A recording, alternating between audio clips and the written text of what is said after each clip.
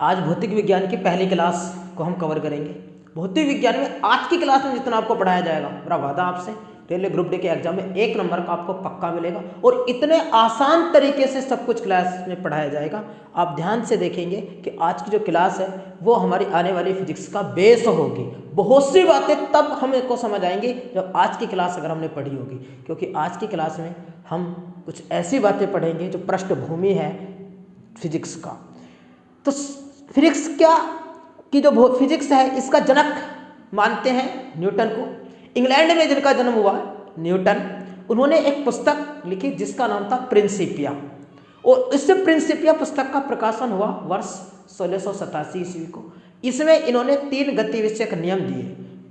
उन 3 गतिविषयक नियमों को समझने से पहले हमें जो बातें समझनी है वो बातें आज की क्लास में होंगी। आज की पहली हम एक शब्द को कवर करते हैं कि दूरी।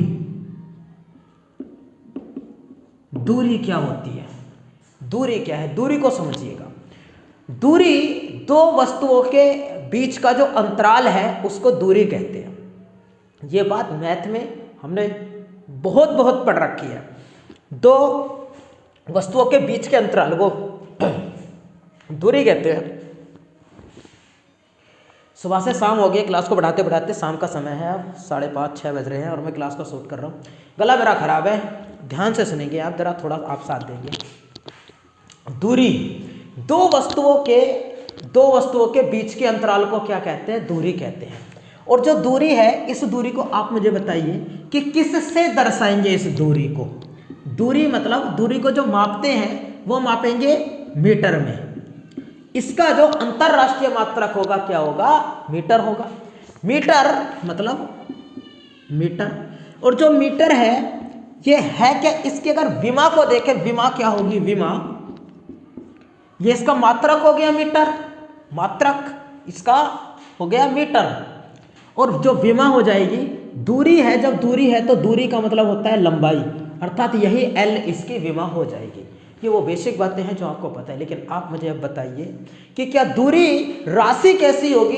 दूरी जो राशि है वो राशि है अदिश राशि। ये बात आपको पता हो कि अदिश राशियां वे राशियां होती हैं जिन राशियों को ज्ञात करने के लिए दिशा की आवश्यकता होती है तो सदिश राशि, नहीं होती है तो अदिश राशि। चिंता मत करिए, एक ऐसा पॉइंट बताने वाला हो जिससे आपको कभी रट्टा नहीं लगाना पड़ेगा कि कौन सी राशि सदिश राशि है, कौन सी राशि अदिश राशि है। बस आप मुझे 5 मिनट सुन लो।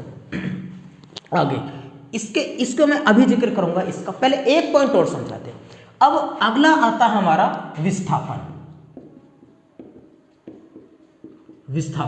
विस्थापन को कहते हैं डिस्प्लेसमेंट, इंग्लिश में इसको कहा जाता है डिस्प्लेसमेंट। आप लिख लेंगे डिस्प्लेसमेंट, विस्थापन क्या होता है। विस्थापन को समझिए, विस्थापन होता है दो बिंदुओं के बीच की न्यूनतम दूरी को क्या कहते हैं, विस्थापन। यहां क्या था, दो बिंदुओं के बीच की दूरी, बीच के अंतराल को कहते हैं दूरी, और दो बिंदुओं के बीच की जो न्यूनतम दूरी है, कम से कम दूरी है, उसको कहते हैं विस्थापन। फॉर एग्जांपल समझिए, अब बारी है आपके समझने की। फिर बात को समझिएगा जरा कि जो विस्थापन है तो ये भी दूरी ही है, तो ये भी दूरी ही, तो इसका भी मात्रक क्या होगा, मीटर। मीटर मतलब लंबाई, तो इसकी विमा भी क्या बनेगी, इसकी विमा भी बनेगी L। बिल्कुल बेसिक बात है। अब ये जो राशि है, ये राशि है सदिश राशि। क्यों है सदिश राशि, अब इसको यहां से समझिएगा, बस यही पॉइंट आपको समझना है। क्यों है सदिश राशि, बात को समझना है। मेरे पास एक पिंजड़ा है, और इस पिंजड़े में मेरे पास एक खरगोश बंद है। एक खरगोश इस पिंजड़े के अंदर मैंने बंद करके रखा हुआ है। यहां मैंने एक व्यक्ति को खड़ा किया है, एक व्यक्ति है मेरे पास राम, और एक व्यक्ति है मेरे पास मोहन। मैंने मोहन को भी और राम को भी एक मीटर दे रखा है, लंबाई को मापने का लिए मीटर दे रखा है, जिससे कपड़ा माप के खरीदते हैं वो मीटर मैंने दे रखा है। राम से कहा है मैंने कि आपको दूरी ज्ञात करनी है, अभी सुनिए जरा। मोहन से मैंने कहा आपको विस्थापन ज्ञात करना है, आपको डिस्प्लेसमेंट ज्ञात करना है, आपको डिस्प्लेसमेंट और आपको दूरी ज्ञात करनी है। अब इसके अंदर जो खरगोश है, वो खरगोश पिंजरा खोला जाएगा, वो खरगोश भागेगा। मैंने दोनों व्यक्तियों को मीटर दे रखा है मापने के लिए, मेरे पास में है बंदूक। बंदूक। अब मैं पिंजरा खोलूंगा और ये खरगोश भागेगा, मैं इस पर बंदूक से निशाना लगाऊंगा और जहां ये जाकर के गिरेगा यहाँ की, और जहां ये जाकर मर जाएगा, गिर जाएगा, वहां की आपको एक को दूरी मापनी है, राम को दूरी मापनी है और मोहन को विस्थापन मापना है। अब समझिए कहानी क्या है। जैसे ही पिंजरा खोला गया, खरगोश ने भागना प्रारंभ कर दिया। खरगोश भाग करके इधर गया 3 मीटर, इधर गया 4 मीटर। आप एक बात अब बताओ कि जब मैंने विस्थापन का मापने को कहा है मोहन से और दूरी मापने को कहा है राम से, जैसे ही पिंजरा खोला खरगोश भागा, मैंने निशाना लगा रहा हूं और राम ने मीटर उठाया और खरगोश के निकलते ही मापना प्रारंभ कर दिया। जैसे खरगोश जाता जा रहा है वो उसके पीछे पीछे मीटर डालता चला गया, मैंने निशाना लगाया और यहां जाकर के खरगोश गिर गया, मर गया। राम ने आवाज लगाई 4, 3, 7 मीटर की दूरी हो गई। लेकिन आप बताइए क्या जिस तुरंत पिंजरा खुलते ही मोहन ने भी मीटर हाथ में लेकर के मापना शुरू कर दिया होगा? नहीं। क्यों? कि मोहन को मापना है विस्थापन होता है न्यूनतम दूरी। जो विस्थापन होगा वो होगा ये वाला विस्थापन, ये होगा विस्थापन। अब मोहन जब वो गिर पड़ा तब मोहन मीटर लेकर के जाएगा मापने के लिए, क्योंकि उसको विस्थापन मापना है। उसको विस्थापन मापने में क्या चीज जरूरी है? जरूरी ये है कि वो लास्ट कहाँ है उसका। अब मोहन को, राम को तो दूरी मापनी थी कि जैसे पिंजरा खोला भागना शुरू किया, उसके पीछे पीछे मोहन मीटर लेकर के मापते जा रहे हैं, जिधर भी जाएगा मुझे दूरी मापनी है, वो माप देगा कि यहाँ से यहाँ लास्ट ये है। लेकिन मोहन को तो विस्थापन मापना है, लास्ट अवस्था क्या होगी, और लास्ट अवस्था क्या होगी वहां से यहाँ तक की दूरी। इस मोहन ने मुझे बताया कि यहाँ से यहाँ इसका विस्थापन 5 आया है, हो गया। अब बताइए जरा आप, अब मुझे बताइए कि जो दूरी थी, दूरी को मापने के लिए दिशा की आवश्यकता नहीं पड़ी। खरगोश चाहे टेढ़ी मेढ़ी चाल अगर चलता जाता ना, 4 मीटर उधर गया, 2 मीटर उधर गया, इधर भी गया, तो राम को कोई दिक्कत नहीं है, पिंजरा खुलते उसके पीछे डालना शुरू, उसने बता देगा। लेकिन मोहन नहीं जाएगा मापने के लिए, तुरंत नहीं जाएगा, वो जाएगा तब जब वो मर करके गिर जाएगा और देखेगा कि वो किस सीध में है, फिर उस सीध में न्यूनतम दूरी माप करके बताएगा। वो सीध देखेगा मोहन, इसलिए विस्थापन मापने वाला लड़का मोहन है। और विस्थापन कैसी राशि है? वो सदिश राशि है। उसके लिए दिशा जरूरी है कि उसको मीटर लेकर के जाना किस दिशा में है मापते हुए, लास्ट वाली अवस्थिति से पहली वाली अवस्थिति का पता होना जरूरी है। ये बातें हमने समझी हैं। अब बताइए, जो ये विस्थापन है तो ये भी दूरी है, तो दोनों का जो मात्रक होगा, दोनों की जो यूनिट होगी वो मीटर ही होगी। ये बात भी सही है। दोनों की जो ये दूरी है तो लंबाई में ही, चाहे विस्थापन हो या फिर दूरी हो, दोनों ही किस में है? लंबाई में। तो विमा क्या हो जाएगी? लंबाई मतलब l। विमा क्या हो जाएगी? दोनों की लंबाई मतलब l। और राशि कैसी है? दूरी अदिश राशि है और विस्थापन कैसी राशि है? ये सदिश राशि है। इतना समझ आ गया है। अब उसके बाद इसी से हम समझ लेते हैं 2 बातें और। अब इतना आपको समझ आया, जिस प्रकार से 2 बातें हमने पहले पढ़ी, अब 2 शब्दों को और क्लियर कर लें, क्योंकि इन सब की जरूरत पड़ने वाली है न्यूटन के नियम को पढ़ने में, इसलिए पढ़ रहे हैं इनको सबसे पहले। ये बहुत आसान चीज़ें हैं और यही शुरू में समझ नहीं आती हैं, तो आगे की फिजिक्स कैसे समझ आती है? नहीं आती। सुनिएगा, गति क्या होती है? गति होती है, अभी हमने दूरी को तो पढ़ लिया, दूरी का समय के साथ परिवर्तन। एक बार और सुनिए, दूरी का समय के साथ परिवर्तन क्या कहलाता है? गति कहलाता है। दूरी का समय के साथ परिवर्तन क्या कहलाता है? गति कहलाता है। मोशन कहलाता है, जिसको हम चाल बोलते हैं। चाल मैथ में हमने बहुत पढ़ा है, समझिए जरा इसको। जब मैंने ये कहा था कि जो पिंजरे से जब निकला खरगोश, 3 इधर गया, 4 इधर गया, 3 मीटर इधर गया, 4 इधर गया, और ये विस्थापन कितना आया? 5। पाइथागोरस प्रमेय से आया, समझोगे कैसे, आपको पता है उसका। तो अब क्या हुआ है, बात को समझिए। ये गति क्या है? मैंने जो मोहन को भेजा था कि आपको मापना है विस्थापन। मोहन से क्या मपवाया था? विस्थापन। और राम से कहा था कि आपको उसकी मापनी है दूरी। और जब राम दूरी मापने के लिए गया तो राम ने मुझे बताया कि 3 मीटर इधर और 4 मीटर इधर, कुल 7 मीटर की दूरी हो गई यहाँ से यहाँ तक। यहाँ से यहाँ तक कुल कितने मीटर की दूरी हो गई? 7 मीटर की दूरी हो गई। और 7 मीटर की दूरी को तय करने में फिर मैंने देखा कि यहाँ से 7 मीटर खरगोश को यहाँ से यहाँ जाने में 2 सेकंड का समय लगा, 2 सेकंड का समय लगा। तो दूरी जितनी थी बटे समय से हमने भाग कर दिया, तो हमारे पास निकल के आ गई उसकी गति की, वो कितनी गति से दौड़ा था? 7/2। लेकिन यही बात जब मैंने कही मोहन से कि आप बताओ भाई आपकी दूरी कितनी, मतलब आपके अनुसार कितना है? उसने कहा कि सर विस्थापन आया है और विस्थापन आया है 5। लेकिन आप मुझे बताइए क्या ये विस्थापन दूरी नहीं है? तो ये भी है, तो ये भी लंबाई, लेकिन इसने सीधा मापा है। तो ये भी क्या है? ये भी है एक प्रकार की दूरी, यानी कि लंबाई बटे समय। और लंबाई को किस में लिखेंगे, किस में मापेंगे? मीटर में। तो इसमें भी क्या हो जाएगा कि मीटर प्रति सेकंड। इसका क्या हो गया? मात्रक। और इसका भी मात्रक क्या है? दूरी बटे समय। समय को किस में माप रहे हैं? सेकंड में। तो क्या हो गया? इसका मात्रक भी हो गया मीटर प्रति सेकंड। समझ आया? मात्रक निकाल लिया हमने इसी से। अब इसी से हम निकालेंगे कि इसकी विमा क्या हो जाएगी? विमा, वेग की विमा। वेग है क्या वास्तव में? वेग है क्या? वेग को समझो। वेग है विस्थापन बटे समय। विस्थापन बटे समय। विस्थापन क्या है? कम दूरी। भाई इससे मैंने पूछा राम से कि कितनी आई दूरी, तो इसने मुझसे कहा कि 5/2, 7 बटे समय कितना? 2। लेकिन इससे जब कहने राम से कि उसके मोहन से कि आपके अनुसार कितने आई, वो कह रहा है कि सर 5 और समय तो वही है 2 सेकंड का समय। पता चल गया क्या है अंतर? हाँ, आगे देखते हैं। अब हम ये पता करते हैं कि इनकी विमा क्या क्या बनेगी। इनकी विमा क्या बनेगी? तो विमा होगी, मीटर है मतलब दूरी है मतलब लंबाई है, तो लंबाई मतलब L। और किस में माप रहे हैं हम? L बटे समय। समय को किस में दर्शाते हैं? T से। और जब ये T यहाँ है और जब ऊपर लेकर के जाएंगे तो हो जाएगा -T1।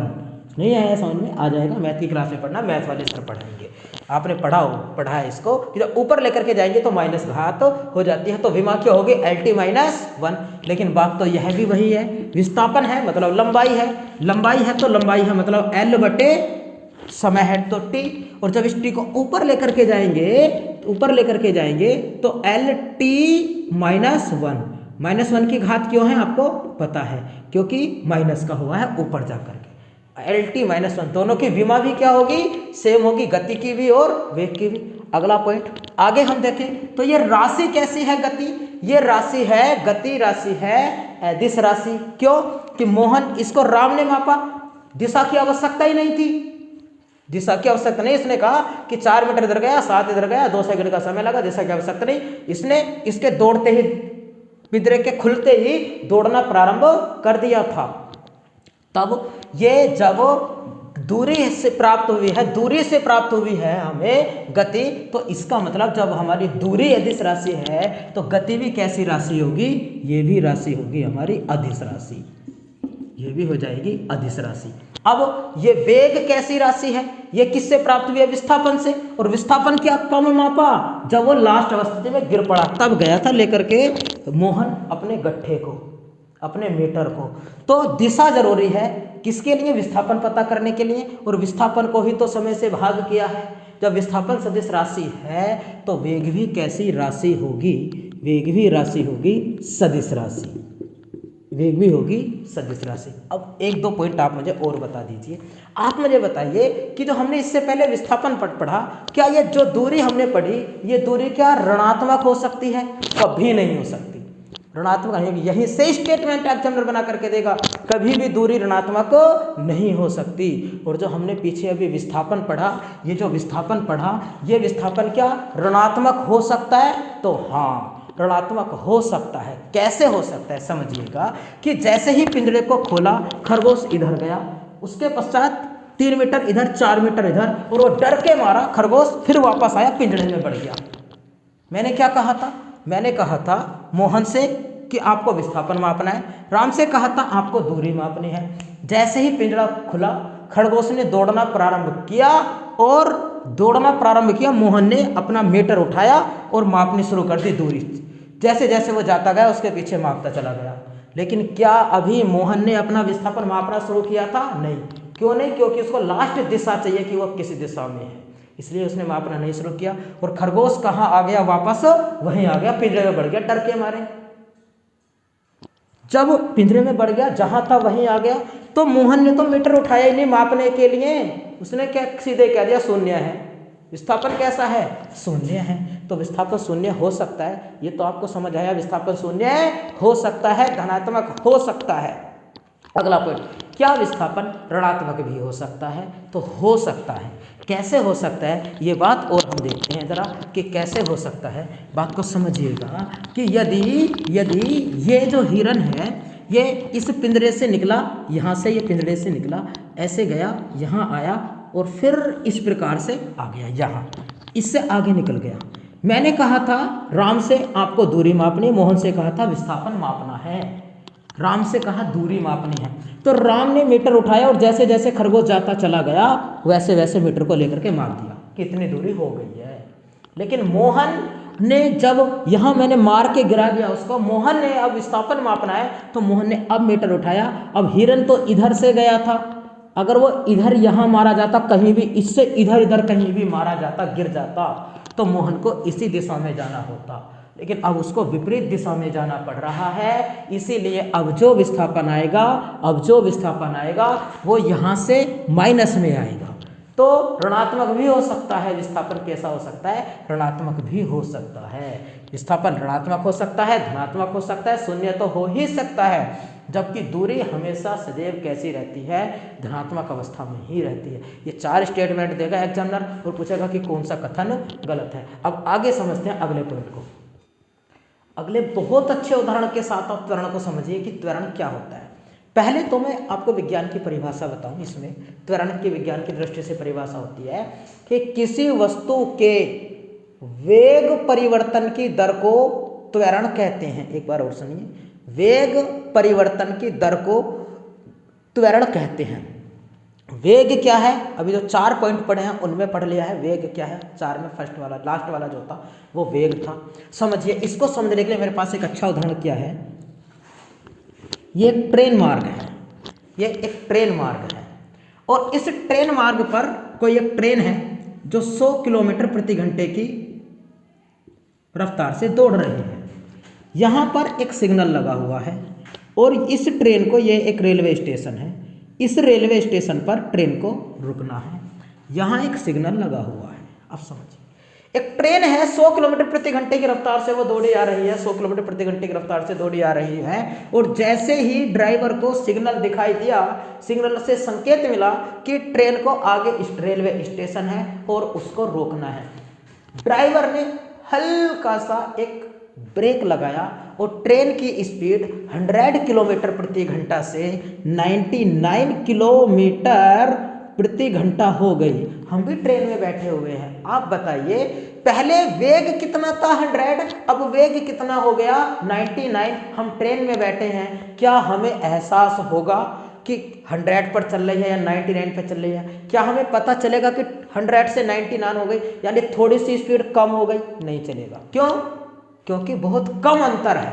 100 से 99 हुए, हम तो ये पता है कि सही चल रही है, क्योंकि वेग परिवर्तन कैसा है? कम। इसीलिए यहाँ पर जो वेग का परिवर्तन है कम है, तो त्वरण कैसा होगा? यहाँ पर त्वरण होगा कम। वेग परिवर्तन को ही क्या कहते हैं? त्वरण कहते हैं। लेकिन जैसे जैसे जैसे जैसे ट्रेन यहाँ आती चली गई, इस ट्रेन 90, 80, 70 कम होती चली गई, तब हमें पता चला कि हाँ, ट्रेन की स्पीड कम हो रही है। अर्थात वेग परिवर्तन अब ज़्यादा हुआ है, अब ज़्यादा हुआ है, यहाँ कम था, इसका मतलब त्वरण कम था। जब ज़्यादा हमें पता चला तो हमें पता जब चला कि जब ज़्यादा हो गई तो वेग परिवर्तन ज़्यादा हुआ, और जब इतना ज़्यादा हुआ यहाँ जब रुकेगी ट्रेन तो इतना ज़्यादा होगा कि एक झटका तक लगेगा, झटका तक लगेगा। तो सबसे ज़्यादा होगा यहाँ जब वो ट्रेन रुकेगी, सबसे ज़्यादा, क्योंकि यहाँ गति कर रही तो यहाँ बिल्कुल रुक गया, बहुत ज़्यादा उसमें परिवर्तन हुआ है तो सबसे ज़्यादा होगा। उसके बाद ट्रेन ने में 5 मिनट रुकी, यात्री बैठे, उतरने वाले उतरे, सिग्नल हुआ, ट्रेन ने फिर से चलना प्रारंभ किया।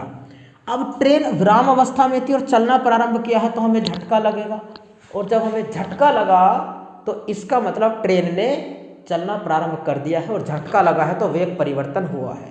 झटका लगा है तो मतलब ज़्यादा हुआ है। यहाँ जब चलते समय में भी कैसा होगा, ज़्यादा होगा। आगे ट्रेन 0 से 1 किलोमीटर 10 किलोमीटर प्रति घंटा 199 किलोमीटर प्रति घंटा से और 100 किलोमीटर प्रति घंटा हो गई है। हमें पता भी नहीं चला कि कब 99 से 100 हो गई। यहाँ ज़्यादा था और अब क्या हो गया, अब हो गई, और उसका जो परिवेग परिवर्तन होगा वो होगा कम, इतना कम है कि हमें पता भी अब नहीं चल रहा है कि 100 पर चल रहे हैं कि 99 पर चल रही है। तो वेग परिवर्तन हो गया। लेकिन जब ये आगे 100 किलोमीटर की स्पीड से ही हम इसको चलते जाना है, नियत स्पीड से चलते जाना है, तो वेग परिवर्तन हो नहीं रहा है। इसका मतलब जब वेग परिवर्तन नहीं हो रहा है तो त्वरण क्या होगा, एक्सीलरेशन कैसा होगा, शून्य रहेगा, एक्सीलरेशन रहेगा शून्य। इधर भी जब ये ट्रेन चली आ रही थी एक स्पीड के साथ तो एक्सीलरेशन कैसा था, शून्य, ये शून्य था। क्या यह धनात्मक भी हो सकता है, शून्य तो हो सकता है, क्या यह धनात्मक भी हो सकता है, क्या यह ऋणात्मक भी हो सकता है, तो हाँ हो सकता है। इसको समझने के लिए आप यहाँ से समझेंगे, ये जो त्वरण होता है वेग परिवर्तन की दर, एक्सेलरेशन, यानी कि हमने फॉर्मूला में इसको पढ़ा है कि a जो बराबर होता है वो बराबर होता है v माइनस यू के upon T, v minus you upon T. इसमें जो हमारा एक है इसका प्रारंभिक वेग, यू है प्रारंभिक वेग और यह है इसका अंतिम वेग, प्रारंभिक वेग, और एक यू वी है अंतिम वेग। समझिए जरा, इसके अगले उदाहरण से मुझे इसी से समझाते हैं आपको कि जब ट्रेन 100 किलोमीटर प्रति की रफ्तार से आ रही थी, सिग्नल उसको दिखाई दिया और उसको यहाँ अब रुकना है, तो धीरे धीरे धीरे धीरे चाल उसकी कम होती जा रही है और त्वरण बढ़ता चला गया। कम था यहाँ, यहाँ ज़्यादा था, तो इसका मतलब धीरे धीरे बढ़ता चला गया, त्वरण बढ़ता चला गया। मैंने एक व्यक्ति को खड़ा कर दिया, राम को खड़ा कर दिया यहाँ, और मैं खड़ा हो गया यहाँ, राम, मोहन, चलो लिखो मोहन, मोहन को खड़ा कर दिया यहाँ, और कहा, राम से पूछा कि राम तुम्हारे पास जब ट्रेन आई तो उसकी स्पीड कितनी थी? मोहन ने कहा कि सर 90 किलोमीटर प्रति घंटा थी। मैंने उसके बाद जब ये धीरे धीरे यहाँ तो ट्रेन को रुकना है और ट्रेन की स्पीड कम होती जा रही है, त्वरण बढ़ता जा रहा है, और जब ट्रेन की स्पीड कम हो रही है, यहाँ 100 है, यहाँ 99 है, राम के पास 90 है, इससे पूछा मोहन से आपके पास कितनी थी? मोहन कह रहा है सर जब मेरे पास ट्रेन पहुंची तो 10 किलोमीटर प्रति घंटा थी, यहाँ तो 0 हो गई। अब समय देखा मैंने कि भी आपके पास कितना समय हुआ था जब ट्रेन आई, इसने बताया इतना, इसने बताया इतना। मैंने देखा कि यहाँ से यहाँ आने में दोनों ने जो समय बताया उसमें समय का अंतराल रहा माना 10 मिनट का, 10 मिनट का। इसको स्क्वायर लिखेंगे, क्यों लिखेंगे अभी बताते हैं जरा, क्योंकि T1 माइनस T2 करेंगे तो ये आ जाएगा। चलो छोड़ो, तो 10 सेकंड का समय इन्होंने बताया। तब मैंने लगाया कि जब मैंने यहाँ से आ रही है तो प्रारंभिक वेग, जब राम से पूछा तो इसने जो बताया मुझे प्रारंभिक वेग बताया इसने 90। मैंने मोहन से पूछा आपके पास कितनी थी अंतिम वेग, इसने मुझे बताया 10। और मैंने समय पूछा समय कितना लगा इनको, मैंने निकाला समय, तो मेरे पास समय आया 10। इससे मुझे ये पता चला कि अगर इनको माइनस में कर दिया जाए तो बचेगा माइनस के 80, और समय से अगर भाग दिया जाए 10 तो मेरे पास आया 8 मीटर प्रति सेकेंड स्क्वायर। क्यों? क्योंकि समय दो जगह का, यहाँ का अलग, तो स्क्वायर कर दिया उसको। ठीक, अब ये हो गया। अब ये कैसा है, ये आया है माइनस के, माइनस के। क्यों? कि ट्रेन माइनस के का मतलब कि ट्रेन की गति को मंद कर रहा है, इसलिए कहते हैं। और उसके बाद यही क्रिया अगर मैं यहाँ कर लूँ, यहाँ कर लूँ, यहाँ मैंने खड़ा किया है राम को, यहाँ खड़ा किया है मैंने मोहन को। अब जब इसकी ट्रेन धीरे धीरे अब इधर को बढ़ रही है, जब बढ़ रही है, या 0 है या 1 होगी 2 होगी, इससे पूछा इसके पास आई तो कितनी थी, इसने कहा 10 किलोमीटर प्रति घंटा। इसके आगे और आई, यहाँ 100 पर चल रही, तो इससे पूछा आपके पास जब आई तो कितनी थी, इसने मुझसे कहा कि सर 90 किलोमीटर प्रति घंटा। मैंने दोनों के पास समय पूछा कि जब आपके पास आई थी समय कितना था, इसने कहा कि 10:20 हो रहे थे। इससे पूछा आपके पास कितनी, 10:20 और 10 सेकंड एक्स्ट्रा कर दिए, यानी दोनों के बीच का अंतराल, समय को छोड़िए आप, 10 सेकंड का अंतर आया। वही फॉर्मूला मैंने इसमें भी लगाया। फिर जरा मैंने लगाया कि प्रारंभिक वेग और अंतिम वेग, प्रारंभिक तो ये वाला हो जाएगा ना इसमें, तो इसको रखते हैं जरा। अब इसमें आएगा 90 माइनस 10 और समय कितना था 10। दोनों को जब घटा करके लाए तो 80/10। अब मेरे पास आया है 8 मीटर प्रति सेकेंड स्क्वायर। अब ये धनात्मक होगा, तो त्वरण जब ट्रेन स्पीड बढ़ रही होती है, वेग जब बढ़ रहा होता है तो उसे कहते हैं धनात्मक, और धनात्मक त्वरण। और जब ट्रेन की गति घट रही होती है, वेग जब घट रहा होता है तो उसे कहते हैं मंदन, मंद करने वाला त्वरण। तो मंदन भी हो सकता है, यानी घटाता हुआ भी हो सकता है, बढ़ता हुआ भी हो सकता है, और शून्य भी हो सकता है। इतनी बातें हमने समझी हैं। अब हम और कुछ बातें समझ लें कि हमने समझा कि त्वरण का फॉर्मूला क्या होता है, इसकी विमा क्या होती है, ये राशि कैसी होती है। 2 बातें और समझ लें कि इसकी विमा, इसको मैं रफ कर दूँ, सवाल ऐसे ही देगा आपको, प्रारंभिक वेग अंतिम वेग ये याद रखने हैं कि कितना कितना दिया है, घटा करके उत्तर निकालेंगे। ये वाला फॉर्मूला आप उसमें लगा देंगे। अब बस मुझे 2 पॉइंट और आपको इसमें से बता देने हैं कि ये इसकी विमा क्या होगी। इसकी जो विमा हो जाएगी, विमा मतलब v माइनस u, दोनों के बीच का क्या है, ये दूरी है। दूरी को किस में लिखते हैं, दूरी मतलब मीटर में मापेंगे, तो मीटर क्या है, मीटर में मतलब क्या है, लंबाई होगी। विमा निकालते हैं, विमा निकाल रहे हैं ना, विमा। तो ये क्या है, इन दोनों के बीच की लंबाई है, लंबाई बटे समय किस में है, t स्क्वायर है। तो क्या कर दे, इसको अब ऊपर लेकर के जाएंगे तो LT-2, ये इसकी हो गई है विमा। अगला पॉइंट और लास्ट पॉइंट, अगला पॉइंट ये है इसका कि जब ये विमा हो गई है तब ये राशि कैसी होगी, इस राशि कैसी होगी, ये राशि कैसी होगी, ये राशि होगी, अब राशि होगी सदिश राशि।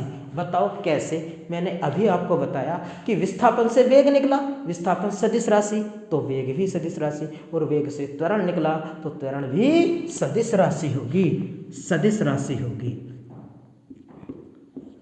त्वरण भी कैसी होगी, सदिश राशि हो जाएगी।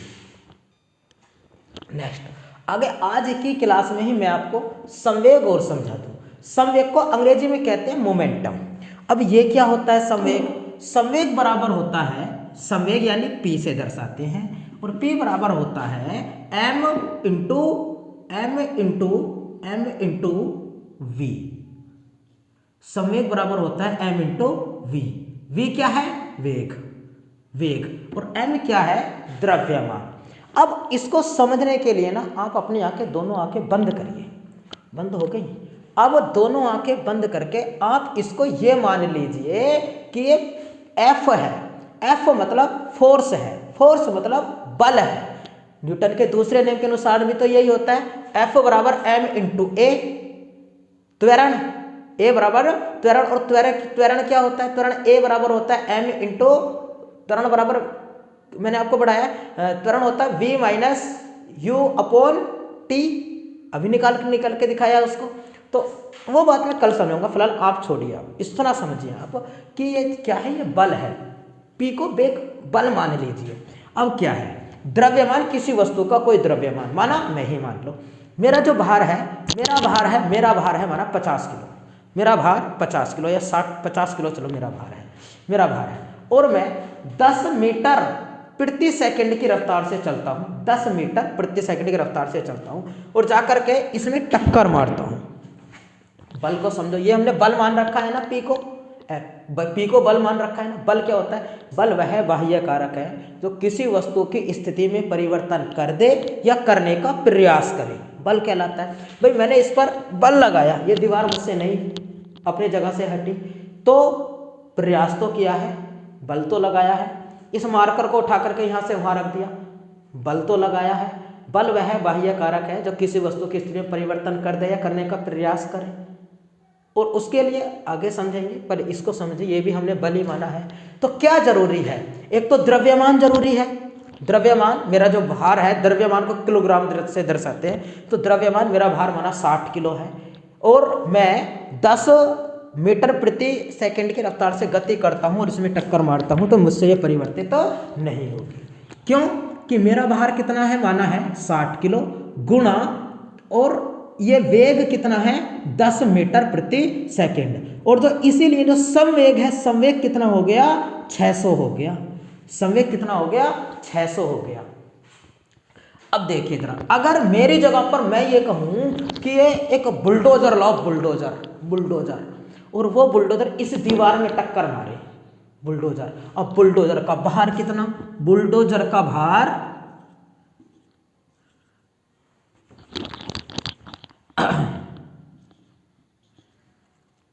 6000 किलो, 6000 किलो बुलडोजर का भार। स्पीड उसकी भी कितनी माना, इतनी रख दो जितनी है मेरी भी। मेरी स्पीड कितनी, जब मैंने इसमें टक्कर मारी तो 10 मीटर प्रति सेकंड। अब ये कितना हो गया, 60,000। अब पी का मान कितना आ रहा है, 60,000। हमने क्या देखा कि अगर या तो हम द्रव्यमान को बढ़ा दें, द्रव्यमान बढ़ा दें, या फिर ये इसकी जो स्पीड है इसी को ही हम कर दे 1000 मीटर प्रति सेकंड, 1000 इसको ही कर दे, द्रव्यमान की वस्तु को इतना ही रहने दे, तब भी दीवार टूट जाएगी। बल भी वही है, संवेग भी वही है। ठीक, तो संवेग हमने समझा क्या है संवेग। संवेग आगे इसकी आवश्यकता पड़ने वाली है न्यूटन के दूसरे नियम में। अब मैं आपको इसकी विमा बता देता हूं, ये कैसी राशि है, ये बात आप समझ ही गए हैं।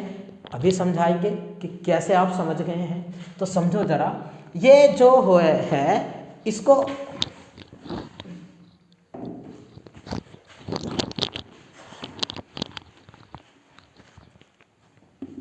एम मतलब क्या, द्रव्यमान। द्रव्यमान मतलब क्या कि किलोग्राम, केजी, किलोग्राम। उसके बाद गुणा क्या है, वेग। वेग को किस में मापते हैं, वेग अभी हमने समझा कि मीटर प्रति सेकंड, मीटर प्रति सेकंड। तो अब क्या निकल के आ रहा है, जो भार है, भार को किस में दर्शाएंगे हम, एम से। एम गुणा में क्या है, मीटर, मीटर है मतलब लंबाई है, तो एल बटे में है इसके सेकंड, तो सेकंड। अब इसको अगर ऊपर लेकर के, सेकंड मतलब समय, बड़ा लिख दिया टी, एल अपॉन टी, ये विमा निकल के आ गई। अब इस टी को अगर ऊपर रखे तो t-1, इसको यहाँ से अब हटा दें। ठीक है, गुणांक में ये होता ही है, अगर कुछ ना हो उसके बीच में, तो इसकी विमा क्या हो गई, mLt-1। संवेग की विमा निकल के आ गई है, विमा हो गई, ये विस की विमा हो गई है। अब उसके बाद ये राशि कैसी है, ये राशि कैसी होगी आप बताइए। कि ये संवेग से बनी हुई है, संवेग विस्थापन से है। विस्थापन मैंने समझाया था कि मोहन ने तब मीटर उठाया जब ये देख लिया कि मर गया और इस दिशा में मुझे जाना है। तो ये राशि, ये भी कैसी राशि होगी, ये भी सदिश राशि हो जाएगी। ये भी कैसी बनेगी, राशि उल्टा लिख दिया कोई नहीं, ये भी राशि हो जाएगी, सदिश राशि हो जाएगी। बाकी मिलते हैं नेक्स्ट क्लास में। अगर वीडियो पसंद आए तो लाइक करें, चैनल को सब्सक्राइब कर लें, नए अभ्यर्थी फ्रेंड्स को शेयर करें। आगे आपको इसके आगे की जो बहुत अच्छे वाली बातें हैं जो आपसे सबसे ज़्यादा पूछी जाती हैं वो तभी समझ आएंगी अगर आपने आज की क्लास को अच्छे से समझा है। और मुझे उम्मीदें हैं कि आपको समझ आई होगी। नेक्स्ट आपसे अगली वीडियो में मिलते हैं।